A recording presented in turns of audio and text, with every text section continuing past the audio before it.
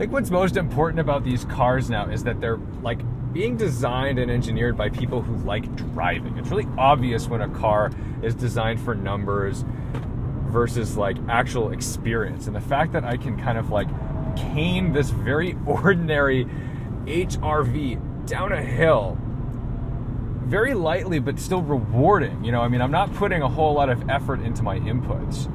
Welcome back, I'm Tedward, and welcome to the 2023 Honda HR-V. This is the all-new generation of the entry-level HR-V, and this one is an EXL trim. It's got a 2-liter 4-cylinder engine making 158 horsepower, 138 pound-feet of torque. In EXL trim, it's got all-wheel drive. It's mated to a CVT transmission. Compared to the last generation of the HR-V, this is a lot more capable and a lot more easy to live with. You've got a revised front suspension. It's a McPherson strut in the front and a multi-link rear suspension, which you did not get in the previous generation of HR-V. And now that this car seems to have grown up a little bit, I want to see if it's fun. The chassis is based on Honda's new global platform, which means it shares a lot with the 11th Gen Civic, and I really like the 11th Gen Civic, so much so that I bought a Civic Si myself. So I expect this to be a rigid, enjoyable car to drive, despite not having monster power and torque to rocket you out of a corner, but that doesn't mean you can't enjoy flogging it on some backcountry roads, which we're going to do today because we're out in the Pacific Northwest in Washington. We're going to cane it up a mountain road. Honda's packing a lot of bang for your buck in these cars. Now you're getting a touchscreen inside, you're getting front and rear parking sensors, you get great headlights, Honda sensing technology and all the goodies, but more importantly, it's just a nice place to be. With this trim level, we're getting leather seats in the front and rear. Let's take a seat here, see what this legroom looks like.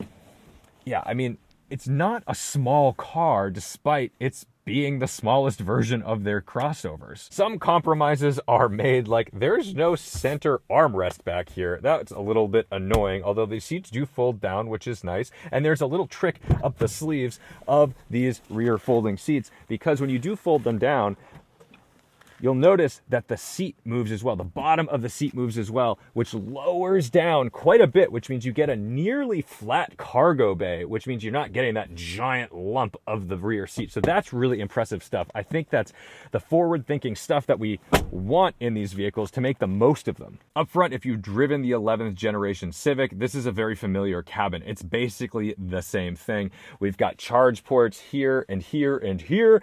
They are very conscious of that, although we do not have charge ports in the rear. Sorry guys, you're probably buying this car as a very practical tool. You might have a family, you might have to put like strollers or bags or things in this car, and there is loads of space. You've got some cubbies back here, but they have also added some design language for durability. So these sort of like ribbed things that you'll find all over the vehicle, including the door sills. So that way when you get out and you scuff your feet on them, it doesn't just wreck the car. Let's take a look under the hood. You can tell we're at the entry level because we've got to lift it ourselves. We've got a hood prop here. And there's our cute little 2-liter 4-banger. It's got loads of room up here. I always think it's interesting how much space is up here with this platform. It's really wild, but I guess it would make it fairly easy to work on if you were a DIYer. So let's close it up and see how it is to drive out on the road. To start, we've got our foot on the brake, push to start. Ultra quiet.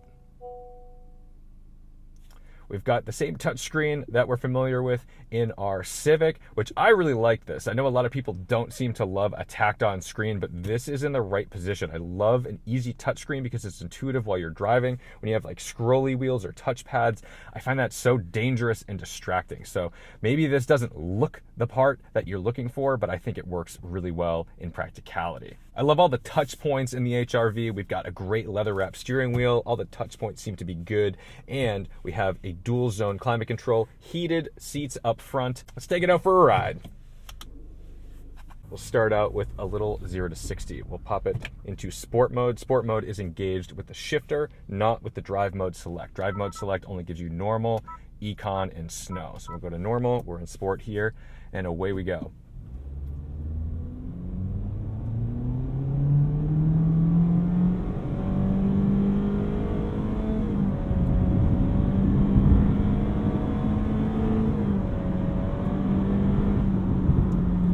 I didn't count how long that was to 60, but it's not short.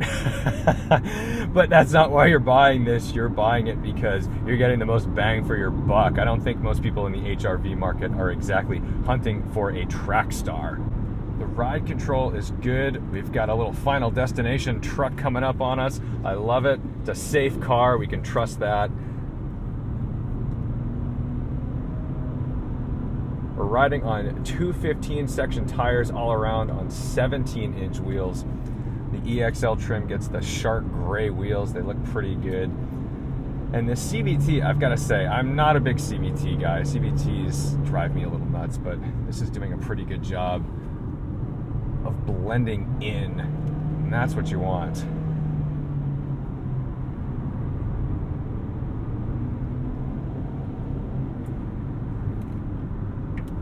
We've got some cyclists ahead. We're going to be nice and gentle with these folks. Nice line of sight. Off we go.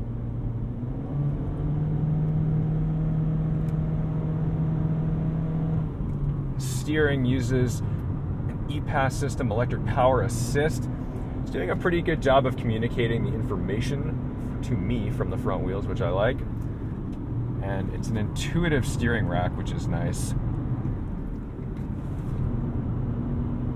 I'm kind of impressed with how early I can get into the power on it. Not that there's a whole lot of power to get into, but I'm still doing the job. You know, it's funny when you can drive like an ordinary car. It's still fun. Like, I'm still having fun driving.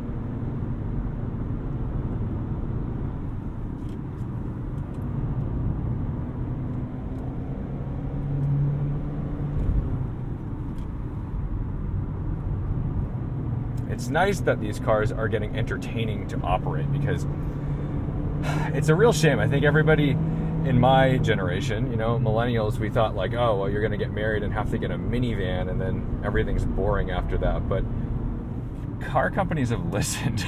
They know that we don't want to be bored when we're driving. And I really appreciate that. Even when you're getting an entry-level car that most people could afford, you don't have to be disappointed with your choices.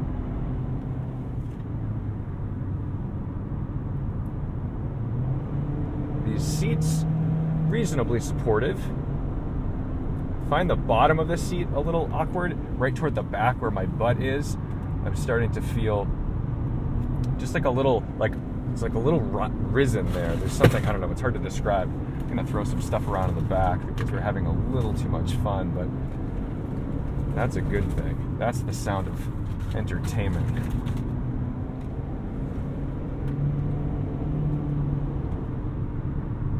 Did not expect to be flogging this car quite like this on this event. Wide open throttle. Still getting me up the hill. Dip into this camber. Comes around a little bit. If we push the nose and lift off the throttle, we'll get that tail to come out. Relatively balanced. That's good stuff.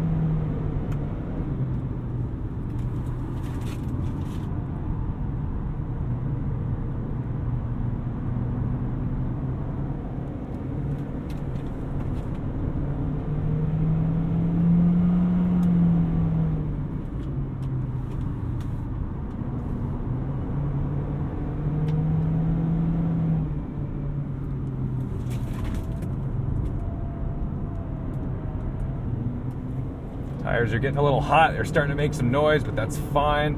We're still getting the job done. Wide open. I think this little 2-liter can take some serious abuse. Also, I think people tend to trust this naturally aspirated 2-liter even more than they trust the 1.5-liter turbo.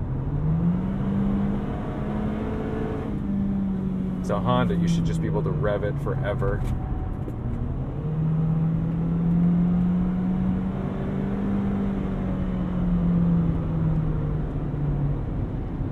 course, I wish it had actual automatic gearbox with gears, not a CVT, but beggars can't be choosers. And as far as CVTs go, this is pretty solid. It's actually operating quickly when I ask for things, which I like.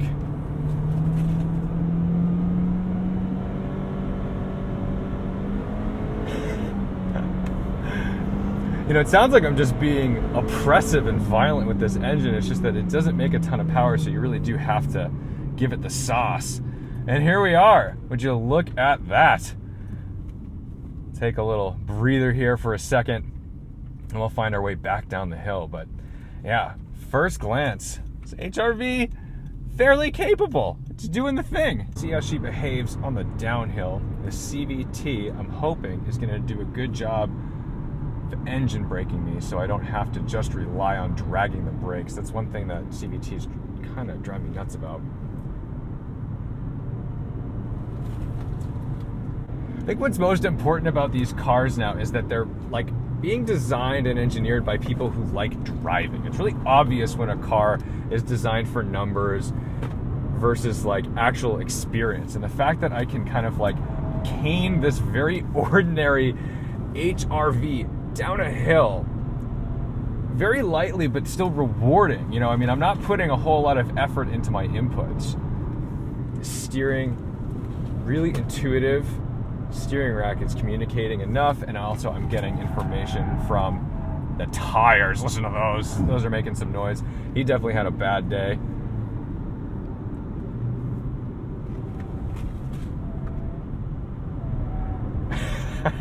She plows a little bit, but if you just back off the throttle, it corrects nicely.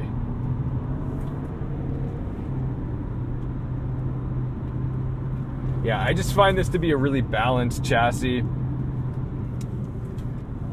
I feel like it doesn't owe this much to us. Like, I'm so excited that this car is giving me these vibes.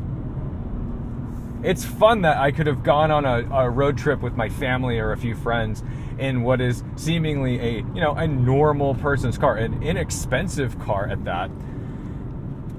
And I could still go and have a rewarding drive in the mountains, you know? Sometimes it feels like you really just brought the wrong tool for the job when you do this, you know? You go out in your base Subaru Impreza. It's hard to enjoy those cars in the mountains, but it seemed so practical at the time because you're like, well, I want to take the fuel efficient one that has the hatch.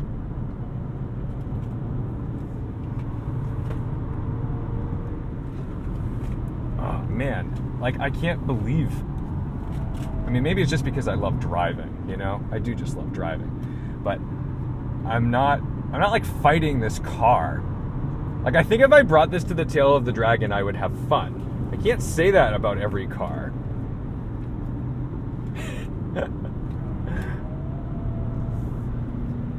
And for those who aren't enthusiasts, those who are just like normal people, like, I'm never gonna do this with my HRV. I would never do this with my HRV. Like, don't worry. This type of handling just translates into a better, more intuitive driving experience for you. You'll never wonder about like what's going on with your car. I'm just playing with it now. This is great. Another friend.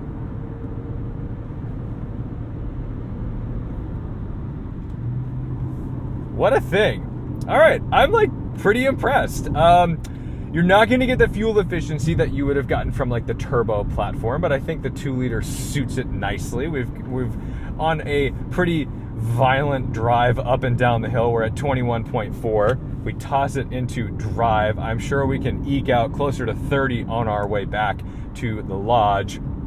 And yeah, this is actually pretty surprisingly good. I mean, I guess not surprising. Honda likes cars. Honda is all about performance. Honda is also a reliable car company for like normal people.